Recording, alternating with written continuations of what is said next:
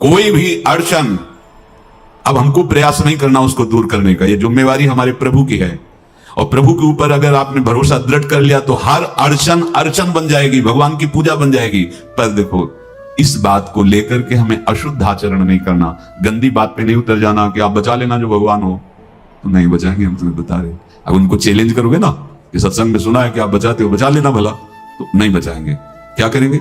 Double पिटाई करवाएंगे तुम्हारी, क्योंकि सुन के भी तुम मनमानी कर रहे हो ना, और जब पीटोगे फिर रोगे तो फिर बचा लेंगे। ये लीला बिहारी गुरु हैं, बहुत करुणामय है, इनसे उल्टा मत खेलना, नहीं तो अगर ये उल्टा खेलने लगे तो तुम पहचान ही नहीं पाओगे। कह रहे हैं अपने आचरण को जानबूझकर अशुद्ध ना करो, तुम्हारी सारी बुराइयों की जिम्मेवारी हरि ले लेंगे।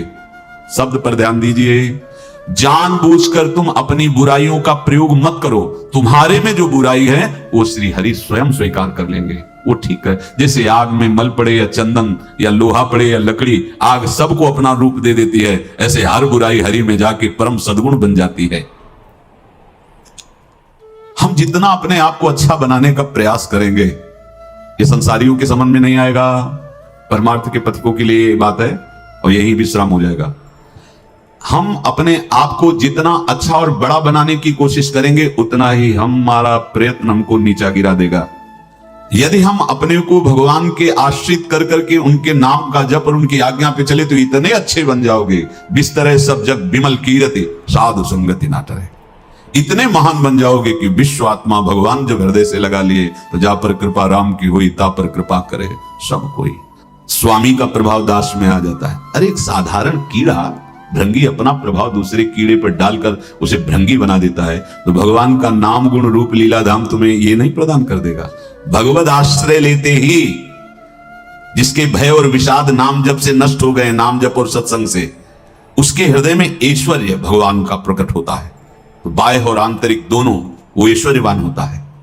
ज्ञान, विद्या, श्री, कीर्ति, शक्ति, सौंदर्य, माधुर्य ये प्रकाशित होने लगता है। बिना किसी बनावट श्रृंगार के उसके चेहरे पर आकर्षण होता है, देखते ही हृदय लुभायमान हो जाता है। ऐसा माधुर्य होता है भक्तों का, क्योंकि माधुर्य सिंधु प्रभु का चिंतन होता है। जो भगवान के आश्रित है उसे भय की तो कोई गुंजाइश ही नहीं है, कोई गुंजाइश नहीं। क्यों? क्योंकि वो भगवान सर्वशक्तिमान उसकी रक्षा में रहते हैं। बहुत छोटा सा प्रसंग है। एक नीलांबर दास नाम के महान भक्त हुए हैं, जन साधारण गृहस्थी की तरह जीवन व्यतीत करते थे। एक दिन उनको सत्संग सुनने को मिला। सत्संग में जब जैसे यही सब सार बातें, तो उनको लगा कि अभी तक तो हम अपने को पूर्ण मान रहे थे कि हमारे पास रुपया है, पत्नी है, पुत्र है, घर है, सब मौज मस्ती है, लेकिन ये सब छूट जाएगी मरने के बाद, फिर मेरे पास क्या रहेगा? सत्संग यही अंदर आपके विवेक डालता है। बड़ा पश्चाताप उनके हृदय में हुआ। ये है कृपा, जिसको अपने लौकिक भोगों के बीच में रहकर उनसे जलन पैदा होने लगे, जान लेना भगवान उन पर बहुत कृपालु हो गए हैं। उनके हृदय में प्रार्थना जागृत हुई, प्रभु कोई साधन भजन नहीं जानता, अभी तक तो गृहस्थी के भोगों में और भोगों के संग्रह में मुझे ऐसा लगता रहा कि मैं पूर्ण हूं। चिंतन गाढ़ होने लगा प्रभु का। सत्संग जहां हुआ था वहां भगवान जगन्नाथ जी की चर्चा, जो प्रेम विभल हुए थे ब्रज लीला में, सुन करके ब्रज लीला का भाव सुनकर श्री सुभद्रा जी, बलराम जी और लाल जी, वो प्रेम विगलित रूप, तो जो हम सुनते वही हमारा अनुराग होता है। तो नीलांबर दास के मन में दृढ़ संकल्प हो गया, अब सबसे पहला जीवन का काम भर नेत्र जगन्नाथ जी को देखूं। जगन्नाथ स्वामी नयन पथगामी बहुत। एकांत में बैठ के बहुत रोना आया कि प्रभु बहुत दूर हो, ये उत्तर प्रांत की बात है और आप बहुत दूर हो, कैसे? मुझे सामर्थ्य दो कि मैं इस ग्रह रूपी बेड़ियों को तोड़कर निकल पड़ूं, मोह रूपी हथकड़ियों को तोड़कर निकल पड़ूं। ऐसा ही हुआ। जब कोई सच्ची चाह हृदय में प्रकट कर लेता है तो मंजिल दूर नहीं लगती, चाहे जितना दूर हो। कुछ अर्थ लिया और अपने परिवार से प्रार्थना की, बच्चे शयाने थे, कि सब वैभव आप लोग देखो, मैं किसी योग्य नहीं रह गया, अब जब तक जगन्नाथ जी को भर नेत्र नहीं देख लूंगा तब तक अब जीने की आशा नहीं। तो घर वालों ने भी देख लिया था कि अगर ये सुखी रहे जगन्नाथ जी को देखकर तो ये हालत इनकी ऐसी देखी नहीं जाती, न खाना न पीना, कुछ अच्छा न लगना। सबने अनुमति दे दी, झोली में कुछ अर्थ रख दिया, भाग पड़े जैसे बहुत समय से बिछुड़ा हुआ कोई अपने प्राण प्रिय से मिलने के लिए। ना खाने की चिंता, ना पीने की चिंता, ना मार्ग की थकावट, बस नेत्रों में उत्साह भरा हुआ है। कब ऐसा होगा कि जगत के नाथ को मैं अपने भर नेत्र देखूं। जगन्नाथा स्वामी नैन पथगामी भोज, कैसे बस चिंतन में जगन्नाथ। जब कोई सतमार्ग में चलता है तो बिन्न पे बिन्न आना प्रारंभ हो जाते हैं। क्यों बिन्न? क्योंकि हमारे कुछ पूर्व पाप होते हैं जिनको भस्म होना अनिवार्य है। जैसे आप कल श्री गोपाल चरवाहे का चरित्र सुना कि 27 दिन क्यों इंतजार करवाया भगवान ने।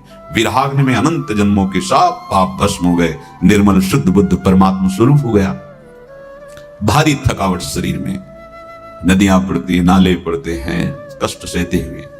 अब जब विशाल भागीरथी के तट पर तो तैरना आता नहीं था, संध्या का समय हो गया था। विचार किया कि रात भर यहां रुकना मेरे बस की बात नहीं। चैन नहीं है हृदय, चैन नहीं होता हृदय में। जब वो लगन लगती है ना, लगन का काम ही होता है अगन, उसको कुछ सुहाई नहीं देता। जब हृदय में लगन लग जाती कुछ सुहाई नहीं देता। जिस पर हो तुम रीझते क्या देते यदुवीर, रोना शिशकना तड़पना आहों की जागीर, ये संपत्ति मिलती है। रोने लगे, प्रभु आप तो बहुत समुद्र पार करने वाले हैं, इस गंगा नदी को कैसे हम पार कर पाए, और हम रुकेंगे नहीं। अब चाहे प्राण चले जाए, तैरना तो आता नहीं, मैं पार जरूर होऊंगा। इतने में देखा एक नाविक मछुआरा मछली, वो बहुत ही दुष्ट स्वभाव का था। उस दिन उसको मछलियां मिली भी नहीं थी। इनको रोते हुए देखा तो नाव किनारे लाया। पार चलना चाहते हो? बोले हाँ। तुम्हारी झोली में कुछ है कि केवल हाँ ही कहो? बोले नहीं, परिवार वालों ने कुछ डाला भी देखा तो नहीं। दिखाया तो उसमें कुछ मुद्राएं, पहले स्वर्ण मुद्राएं आदि। वो प्रसन्न हुआ और मीठी मीठी बातें करके नाव में बैठा। आओ। भक्त को कोई संशय और भ्रम नहीं होता। और वो कपटी आदमी, उसने विचार किया कि अगर इसको एक छीन कर पार कर देंगे तो ये राज कर्मचारियों को सूचना देगा, फिर हम बांधे जाएंगे। तो इसे बीच धारा में ले जाकर गला दबा के मार देते हैं और इसकी संपत्ति ले लेते हैं। कौन जानेगा, गंगा के प्रवाह में बह जाएगा, पक्का निश्चय। अब जब वो धारा सीधे निकलना है और वो ऐसे चला तो उनका भैया हमें तो पार होना है, आप कहां ले जा रहे हो? बोले चुपचाप। अब उसका रूप बदल गया, वो चुपचाप बैठे रहो, अभी मैं तुम्हें गंगा से क्या इस शरीर से भी पार कर दूंगा। वो समझ गए कि शायद अब इस जन्म में जगन्नाथ के दर्शन संभव नहीं, क्योंकि मारेगा, हाथ में डांड है, अगर उसी से प्रहार करेगा तो। एकदम आर्थ हुए कि प्रभु मरने का तो भय नहीं है, पर यदि आपको भरने तो देख लेते फिर मारे जाते तो अच्छा था। ये आशा लेकर के मैं मरना नहीं चाहता, एक बार मैं आपको देखना चाहता हूं। भय बिल्कुल नहीं हुआ, भय विषाद भक्त को नहीं होता। देर लगी क्या, एक राज कर्मचारी की आवाज आई, ए नाविक तुरंत इधर नाव लाओ। और उस समय धनुष बाण चलते थे, तो उसने शीघ्रता की और दूर ले जाने के लिए तुरंत बाण संधान किया और कहा समझ ले, अचूक निशाना है, एक में ही तो ढेर हो जाएगा, पहले वापस नाव लाओ। अब वो घबरा गया, वापस नाव लाए। तेरे मन में क्या विचार चल रहा है? तो इसको मारना चाहता है? अगर तुझे बचना है तो मेरे देखते देखते उस पार पहुंचा और इनको प्रणाम कर। कौन था ये? कौन ही राज कर्मचारी था? यही है भक्त। निर्भय होता, उसे कोई भय थोड़ी होता है। बड़े सम्मान से पार उतारा और पूछा तुम्हारा परिचय है क्या इस राज कर्मचारी से? बोले भैया ने जैसे आपसे परिचय नहीं ऐसे उनसे भी परिचय नहीं, आप मारना चाहते थे, वो बचा दिए हैं। हमें लगता है दोनों में प्रभु की बड़ी कृपा है। और बस झोली लिए और भाग पड़े। भागते भागते जब जगन्नाथपुरी गए तो ध्वजा दूर से देख के साष्टांग दंडवत की, मानो प्रीतम का इशारा हो गया कि अब हमारा काम बन गया, अब तो जगन्नाथ जी के। और जे ही प्रभु जगन्नाथ जी के सामने गए तो एक बार देखा इतनी प्रेम विकलता कि शरीर छूटा और ब्रजधाम आ गए। प्रभु का विधान संदेह युक्त नहीं होता, निसंदेह तुम्हारे सामने वो विधान प्रकट होगा जिससे तुम्हारा परम मंगल हो जाएगा, परम मंगल हो जाएगा। डरना नहीं। बताया नहीं तो एक बार प्रेम भगत की बात हो, हमारे पास प्रेम जी आते थे, बहुत नाम जापक थे, श्री हरिवंश श्री हरिवंश। तो उनसे पूछा आपकी ऐसी नाम निष्ठा कैसे आई? तो उनका गलती से नाम निष्ठा कैसे आती है? तो किसी पद के अधिकारी थे जिसमें किसी कानून के विरुद्ध उसमें दस्तखत कर देने से करोड़ों रुपया उनको प्राप्त होना था। तो रात्रि में ऑफिस में बुलवा के उन्होंने वो गलती कर दी दस्तखत की। बड़े अधिकारी थे और वो उनको पता नहीं था कि वो षड्यंत्र है, और पहले से कैमरा रख दिया गया था। पूरा वीडियो लेते देते, बातचीत करते, दस्तखत करते, सब प्रमाण। तो सुबह जो उनकी आरती उतारी गई समाज में, तो बस घर वाले भी उनसे कि जैसे पुत्र थे पत्नी कि पिताजी पापा आपसे ऐसी आशा थी, मार दिया हम सब लोगों को आपने। कब हम लोगों ने धन की मांग की आपसे, आप इस अवस्था में ऐसा कर। तो घर से ये वचन और बाहर तो सब उपहास उनका, और उन्होंने निश्चय किया अब रात्रि में आत्महत्या कर लेंगे। कर्म बड़ा विचित्र होता है। पर वो वृंदावन पहले से आते थे और हरिवंश उपासकों से मिलते रहते थे। गुरुदेव भगवान से भी उनका परिचय था। गलती किसी से भी हो सकती, चूक है, यही तो है ना। कंचन कामिनी कीर्ति, कहीं भी लुभायमान। शायद उनके मन में लगा होगा कि दस्तखत कर लेंगे और मिल जाएगा, वृंदावन वास करेंगे, झंझट छूट जाएगी। कुछ ना कुछ ऐसा आया होगा, क्योंकि वो अधार्मिक प्रवृत्ति के नहीं थे, पर क्रिया तो हो गई ना, और षड्यंत्र था वो। उन्होंने सोचा रात्रि में अब हम प्राण त्याग देंगे। तो धाम आना और रसिकों के संग के प्रभाव से एक दिव्यता प्रकट हुई। वो सबके सामने सोने का नाटक करके लेट गए। तो परिवार वालों, नजर तो सबकी थी कि विकसित हैं, परिवार वालों को लगा सो गए। तो रात्रि जब सोए थोड़ा ऐसे, तो वास्तविक नींद आ गई और स्वप्न में देखा कि कोई उनसे कह रहा, देखो तुम्हारे सिराने सेवक वाणी रखी है, इसको पकड़ो, मरने की जरूरत नहीं, सब ठीक हो जाएगा। जगह तो सेवक वाणी सिराने रखी हुई थी। जैसे एक भक्त को तुलसी दल नामक ग्रंथ सिराने रखा, अरे अलौकिक शक्ति संपन्न भगवान और भगवान के पार्षद। बस सब बात हट गई और उनकी जिह्वा और उनके मन ने, जैसे ना मरने वाले को प्राण मिल जाए कि भाई प्राण रक्षा, ऐसा को श्री हरिवंश, श्री हरिवंश। हमारे रसिक समाज में जब वो आते थे उनका अच्छा सम्मान होता था। तेजो में चेहरा, वयोवृद्ध शरीर, श्री हरिवंश, श्री हरिवंश, श्री हरिवंश, श्री हरिवंश, ऐसे चलता रहता, बात करते और श्री हरिवंश, श्री हरिवंश, ऐसी नाम में रति देखी। देखो ना क्या हुआ, क्या हुआ, घटना क्या थी, दृश्य क्या था। जीवन बिल्कुल व्यर्थ हो क्या गया, लोक सम्माननीय जीवन बन गया, महात्मा बन गए और भगवत प्राप्त हो गए हैं, उनका शरीर छूट गया है। तो यहां कह रहे हैं कि तुम्हें किसी भी हेतु से अपनी चिंता नहीं अब करनी। प्रभु का विधान निसंदेह परम कल्याण में होता है, तुम्हें संदेह नहीं करना। कड़ुआ हो सकता है, लेकिन अवसर तो मिल जाएगा श्री जी की तरफ भागने का।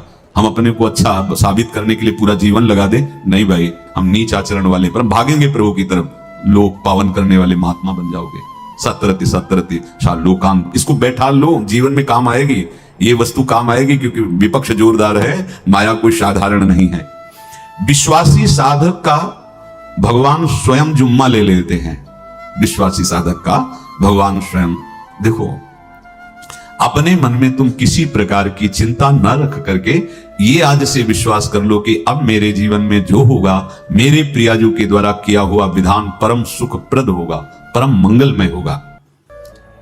विश्वासी भक्त का जब ये स्वभाव निश्चय हो जाता है कि मेरे प्रभु जो करेंगे वो मंगल करेंगे, तो परिस्थिति बुरी दिखाई दे सकती है, परिस्थिति भयावह दिखाई दे सकती है कि अब तो सब गया ऐसा लगेगा। लेकिन वो बहुत बड़े के हाथ में नियंत्रित है परिस्थिति। देखते देखते उस परिस्थिति का परिणाम निश्चिंत, निःशोक और निर्भय कर देने वाला हो जाएगा। भयभीत मत होना। बहुत ही अमृतमयी बातें हैं, अगर अपने साधन पथ पे हम इनको आदर्श मानकर चले तो बहुत जल्दी आनंद आ जाए। किसी भी अड़चन को तैयार रहो, ये काल क्षेत्र है, मृत्यु क्षेत्र है। कुछ भी, कभी भी, कहीं भी, कैसे भी, सबके सब मर सकते हो। अभी यही खंबा टूट जाए, बिल्डिंग गिर जाए, सब मर जाओ। कहां जाओगे? जहां ऐसे सुन रहे हो ना, ऐसे निकुंज में चले। अब हमें किसी भी अड़चन से कोई भय नहीं, किसी भी अड़चन से भय नहीं। आप ये खिलवाड़ मत समझे। किसी भी अर्थ कोई तुम्हें नहीं रोक सकता आप श्री जी से मिलने के लिए। ये आगंतुक भय एक स्वाभाविक होता है। जैसे पूज्य श्री मंगनानंद जी सरकार सेनपुर, बहुत उच्च कोटि के ब्रह्मलीन महापुरुष, तो एक चौकी पर ऐसे बैठे हुए थे और बहुत से ऐसे संतजन परमहंस सब बैठे हुए थे और ब्रह्म चिंतन के विषय में चर्चा चल रही थी। तो एक संत आगंतुक आए ऐसे गंगा किनारे। तो उस समय स्वामी जी कह रहे थे मंगनानंद जी कि एक होता है विचार भय, वो संतों में कभी नहीं होता है, और एक होता है तात्कालिक भय, वो सबको व्याप्त हो जाता है। तो उन्होंने कहा कि स्वामी जी वैसे हम आपका आदर करते हैं, लेकिन इस बात पर हमारा मतलब मन नहीं बैठ पा रहा है कि जो ब्रह्म स्वरूप को जान गया उसको विचार भय तो होगा ही नहीं, लेकिन स्वाभाविक भय कैसा हो सकता है? वो तो सिद्ध पुरुष थे। उनका स्वामी जी बैठो, प्रसंग पूरा होने के बाद फिर आपका उत्तर हो जाएगा। ऐसे चौकी लगाई, बैठे और बैठे थे बट वृक्ष के नीचे। तो एक जैसे बाज है, गीद पक्षी है, उस समय तो वो संध्या का समय था, आके ऐसे जे भी बैठा तो खरबर खरबर वो डाल, तो महाराज चौकी के नीचे हो गए जो गंगा किनारे से आए थे ना। तो कहा स्वामी जी ये विचार भय है या स्वाभाविक भय है या आपको ब्रह्म चिंतन या ब्रह्म बोध नहीं? तो हंस दे, बोले उत्तर मिल गया। ये स्वाभाविक, जैसे अभी बंदर चीख दे तो सब घबरा जाओगे ना, विचार भय नहीं है ये आगंतुक स्वाभाविक भय। भय विचार भय कि अब जो है ऐसा होगा, ऐसा हो सकता है, नहीं नहीं, वो वही प्रसंग चल रहा है। भगवान प्रमाण देते चले जा रहे हैं। देखो कोई भी भय, कोई भी अड़चन अब तुम्हारा अमंगल नहीं कर सकती, पक्का मान लीजिए, डरो मत। देखो इसमें इसीलिए प्राणों की बाजी लगा के, अब हमारे प्राण नहीं है, हमारे प्राण प्राणनाथ को समर्पित है। मेरे प्राणनाथ श्री श्यामा तो क्यों भय करें? तो हम ये सब कर किसके लिए रहे? श्यामा जी के पास पहुंचने के लिए। श्यामा जी के पास पहुंच गए, हमें श्यामा जी के पास जाना है। ये बिल्कुल छोटी मोटी बातें, अंदर ये जो सांसारिकता है इसका त्याग करो। आप इस बात को समझो। गुरु गोविंद सिंह लाखों की समाज बैठी हुई थी। उन्होंने कहा कि अगर तुम आजादी चाहते हो तो तुम्हें अपने प्राण देने पड़ेंगे हमें। खड़ा हो कोई व्यक्ति जो अपने प्राण देना चाहता है, मैं उसे आजादी, आजादी दो प्रकार की, एक प्राकृतिक आजादी और एक दिव्य आजादी, दोनों देने में समर्थ थे गुरु गोविंद सिंह। हाँ, ये सिखों के आचार्य हैं, बहुत ही अध्यात्म बल और शारीरिक बल से भी पुष्ट। एक खड़े हुए हिम्मत में बोले हाँ, गड़ासा हाथ में अंदर गए और ऐसा लगा कि उनकी गर्दन उतार दी गई और ऐसे रक्त प्रवाह सा नाली से बहा जो सबको दिखाई दे रहा था। और कोई है? जब पता ही चल गया कि गर्दन उतारी जा रही, रक्त प्रवाह, वो कहते मुझे तुम रक्त दो, प्राण दो, मैं तुम्हें आजादी दूंगा। 2 3 4 5 अंदर ले जाते, ये आभास भी नहीं होने दिया कि वो जीवित है। 5 तैयार, पूरी सभा में 5 तैयार। बोले ये पंच प्राण प्यारे हैं भाई, इतने से एक एक से 1.25 लाख को परास्त कराऊं, देखना मेरा नाम गुरु गोविंद सिंह न धराऊं यदि एक एक से 1.25 लाख को परास्त, क्योंकि प्राणों की बाजी समर्पित कर दी। आप क्या भय? माया से आजादी प्राप्त करने के लिए भयभीत होना तो बिल्कुल जीवन में छोड़ दो। विचार भय नहीं होना चाहिए, ये स्वाभाविक भय होगा। अभी कोई ऐसी आवाज आ जाए, वो ऐसे स्वाभाविक होता है, उस पर तर्क वितर्क नहीं किया जाता। विचार भय नहीं होना चाहिए। जानते हो तुम्हारा जीवन, तुम्हारे प्राण, तुम्हारा शरीर हरि को समर्पित है और हरि के अधीन काल है, कुछ नहीं हो सकता, और जो कुछ होगा वो परम मंगल होगा। किसी भी अड़चन को भगवान के सौहार्द के सामने अड़चन मत मानना। हम अगर अड़चन को दूर करने का प्रयास करेंगे तो अड़चन हमें फंसा लेगी, अड़चन। और यदि भगवान पे विश्वास कर लिए तो वही अड़चन अर्चन बन जाएगी, उपासना बन जाएगी। मान लीजिए बात, मान लीजिए आप लोग तो गृहस्थ में देखा होगा, हमने देखा है, बच्चा गिरा, रोने लगा, मां उठाने आई, छाती से लगाया, वो मां के थप्पड़ मार रहा है। यद्यपि वो कुछ जानता नहीं, पर भाव जब उसके देखे तो बलिहार है, इस वात्सल्य की बलिहार है, ये मां को मार के कह रहा है, थप्पड़ मार के, अब तू छाती से लगा रही, जब गिरा और चोट लगी तब तू कहां थी, क्यों ले उठाया? ये अधिकार हरि, वो तो अल्पज्ञ मां है, पर हम तो सर्वज्ञ हरि के वात्सल्य में डूबे हुए हैं। हमको तो भय बिल्कुल नहीं होना चाहिए। पूज्य श्री सूरदास जी के शब्दों में मानो नीलांबर दास जी की ही प्रार्थना हृदय से प्रकट हो रही। कह रहे हैं, कृपा अब कीजिए बलि जाऊं। मुझे पता नहीं था, मैं मोह निद्रा में ऐसा सो रहा था कि नाना प्रकार के स्वप्न देखकर राजी हो रहा था। संत सत्संग मिला तो मुझे पता चला ये तो जो कुछ भी है सब व्यर्थ है। ये मकान, ये परिवार, ये धन, ये वैभव, ये पद प्रतिष्ठा, ये केवल चंद मिनट की चांदनी है। जब यमदूत आएंगे, मारेंगे, पिटाई करेंगे, नरक ले जाएंगे, तब कोई कौन साथ देगा? साथ में जाने वाला तो कुछ नहीं है। सत्संग में भगवान के चरणों का आश्रय सुना तो कहे, कृपा अब कीजिए बलि जाऊं, बलिहारी जाऊं प्रभु, अब तो कृपा कर दो। कृपा तो हो चुकी है। कोई विवेक मोह ब्रह्म भागा। कहां से विवेक आया? जब सत्संग मिलता है तब विवेक जागृत होता है, और भगवान की कृपा के बिना सत्संग नहीं मिलता। सत्संग मिला मानो भगवान आवाहन कर रहे हैं आपको अपने आनंद समुद्र में डुबोने के लिए। बिनु सत्संग विवेक न होई, राम कृपा बिनु सुलभ न सोई। सच्ची मानिए, सत्संग ये केवल भगवत कृपा से मिलता है। पहली कृपा तो सत्संग हुई, अब विवेक जागृत हुआ, तब सब हुए विवेक मोह ब्रह्म भागा। तो मोह में जो सब अच्छा लग रहा था अब अच्छा नहीं लगने लगा, काटने को दौड़ने लगा। सबका प्यार, सबकी वस्तुएं, सब वैभव सम्मान, सब झूठा, सच्ची झूठा। फसाओ। प्रार्थना हृदय से निकली, कृपा अब कीजिए बलि जाऊं, नाहिन मेरे और को बल, चरण कमल बिन ठाऊं। कृपा अब कीजिए बलि जाऊं, बलिहारी जाऊं प्रभु, अब तो कृपा कर दो। मेरे में कोई बल नहीं है, कोई साधन बल, तपस्या बल, योग बल, ज्ञान बल, कोई बल नहीं। बस हृदय से मैं आपके चरणों का आश्रय लेता हूं। वैसे तो अगर हम अपने मुख से अपना परिचय दें तो हों असौच, अकृत, अपराधी, सन्मुख होत लजाऊं। तुम कृपालु करुणा निधि के सो, सुना है अधम उदाहरण नाऊं।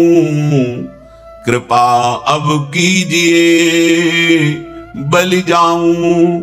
किसी योग्य नहीं हूं, अपराधी हूं, अकृत, अशोच, सदैव मन और शरीर दोनों अपवित्र रहा है। यद्यपि किसी लायक नहीं हूं, आपके सन्मुख होने में लज्जा लगती कि कहां मैं नीच अधम और कहां आप परम पावन पुण्य श्लोक प्रभु। और सुना हमने सत्संग में कि आप बड़े कृपालु हो, करुणा निधान हो। तो हे कृष्ण, हे अधम उदाहरण, आपकी महिमा सुनकर हिम्मत पड़ रही कि अब आपके चरणों की तरफ मैं बढ़ूं। क्योंकि विचार करके देखा, कोई ऐसा नहीं है जो मुझे संभाल सके, मेरी रक्षा कर सके। काके द्वार जाए हुए ठाड़ो, देखत काही सुहाऊं। असरन सरन नाम तिहारो, हो कामी कुटिल निभाऊं। प्रभु, किसके द्वार जाके खड़ा हूं? जितने देवता हैं ये सब बनिया की दुकान की तरह है। तुम्हारे पास जितने पुण्य साधन है उतना ही फल मिलेगा। मेरे पास तो कोई बल है नहीं, तो कोई मुझे तो स्वीकार करेगा नहीं, ठुकरा देगा। नाथ, सुना है आपका नाम सत्संग में असरन सरन है, जिसका कोई नहीं होता उसे आप स्वीकार कर लेते हैं। मैं बहुत कामी हूं, कुटिल हूं, पर एक ही ठौर है, आप मेरा निर्वाह कर सकते हैं। कलुषी अरु मन मलिन बहुत, मैं बहुत कलुष हूं, बहुत मलिन मन हूं, पर बिना स्वार्थ के आज तक कोई काम किया नहीं, तो आपसे भी सौदा करके ही शरण में होऊंगा। सेत में तो न बिकाऊं, तो आपसे भी सौदा है हमारा। सेत में तुम्हें शरण नहीं हो जाऊंगा आपकी, यद्यपि मैं ऐसा बता दिया पूरी। देखो भक्तों का हृदय कैसा होता है। हाँ, क्या चाहिए आपको? क्या चाहिए? तो सूर पतित पावन पद अम्बुज, सो क्यों परिहरि जाऊं। कृपा अब कीजिए बलि जाऊं। सेत में नहीं बिकाऊंगा, आपके चरण का मोल लूंगा। सदैव आपके चरण हमारे हृदय में रहे, मेरा मन आपके चरणों के आश्रित रहे। ये दे दो, अब मैं आपका ही हो गया, बिक गया। ये मूल्य आपको देना पड़ेगा। आप अपने चरणों का आश्रय और अपना चिंतन। हमारी तुम्हारी होड़ पड़ी है, ना जाने करिहो कहा तुम नागर नवल हरी, मोहि प्रभु तुम सो होड़ परी।